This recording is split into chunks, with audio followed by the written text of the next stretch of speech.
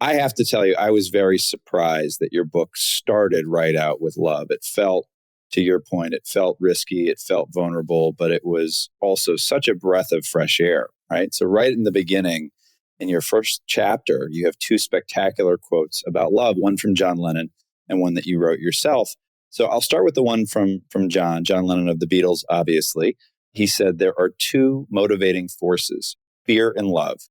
When we are afraid, we pull back from life. When we are in love, we open to all life has to offer with passion, excitement, and acceptance. We need to learn to love ourselves first in all our glory and our imperfections. If we cannot love ourselves, we cannot fully open to our ability to love others or our potential to create. Evolution and all hopes for a better world rest in the fearless and open-hearted vision of people who embrace life.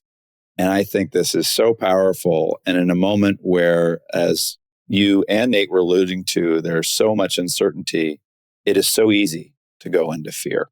And you're inviting all of us to step into our heart space and step into courage. And then you write, where pre-pandemic, we glorified technology and idealized a roboticized future. Post-pandemic, we realize we all long for more human connection. We long for authenticity, we long for truth, and we long for all of us to be better humans. Using the word love in the context of business would have been seen as too soft just a few years ago. Today, having gone through a global pandemic, we intuitively know at the core of our lives, caring for employees, of being a good leader and caring for customers, it is love.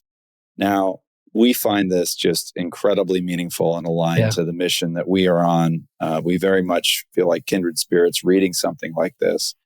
And as leaders, professionals, and organizations, I think what we're beginning to discover is that what you say is true, that the word love finally has a place at work.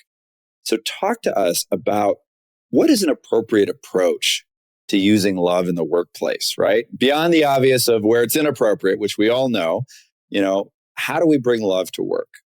Yeah. And when you were just reading those two quotes, I was just feeling the energy of it, right? It's like the energy, we feel it. Again, there's truth. There's truth. You hear it and you go, there's truth there. We know it. And then the fear comes into, oh, well, what does that look like for me? And to your point of love in the workplace, given all the challenges we've faced in the workplace, the thing is that we have romanticized love, or we've used love in the context of a romantic connotation, which then has diluted what really love is. And love as an energetic is a compassionate, engaged, caring energetic that says, I don't want to have something from you. I don't want to get something from you.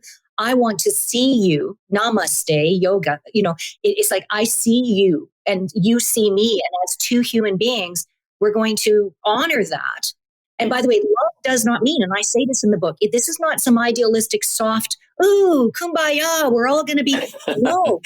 If you are practicing love, you have tough love conversations. You are honest. You are real. You are, in your desire to grow for yourself and grow others, willing to have those crucial conversations that most people will avoid. In a true love culture, it's open, it's honest, it's collaborative, and you feel safe in that environment because you're not vilified and we're not coming from fear. So fear in the corporate world is CYA, cover your butt, scratch each other's eyes out to get recognition and acknowledgement. My performance, if my boss is happy, then I'm happy. When I'm talking about love, it's no. If I'm doing a good job, then my boss, my team, my customers, everyone feels my intention and they feel my service. Now, I know for a lot of people, this is like way out there, right? I had one colleague, I respect her deeply, and she's like, I'm not buying this love thing.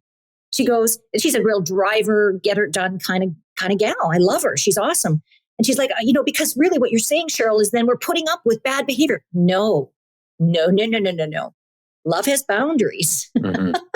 Love is able to set expectation. Love is able, it's the intention of, I am coming at this human to human, and I'm not your leader who's better than you.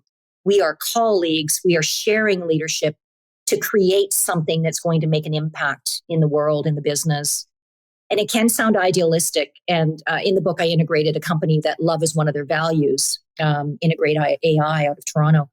And they struggled even with my podcast saying, yeah, we know that this is a very aspirational goal to have love as a value in our organization. And they said they dialogued it ad nauseum. They did. They talked about it.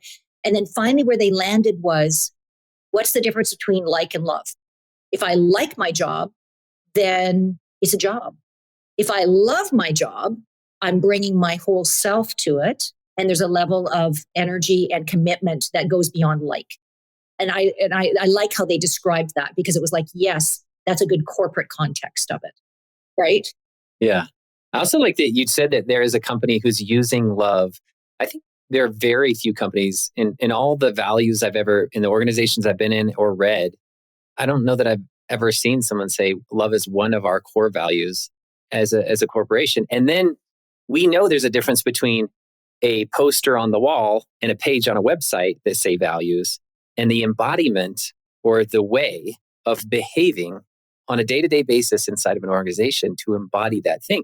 It would take a lot of modeling, because any values take a lot of modeling from the people that you look up to, from the people that you're aspiring to become or that you're working with. Am I modeling this value of love? What does that even look like? So having that practical example is critical.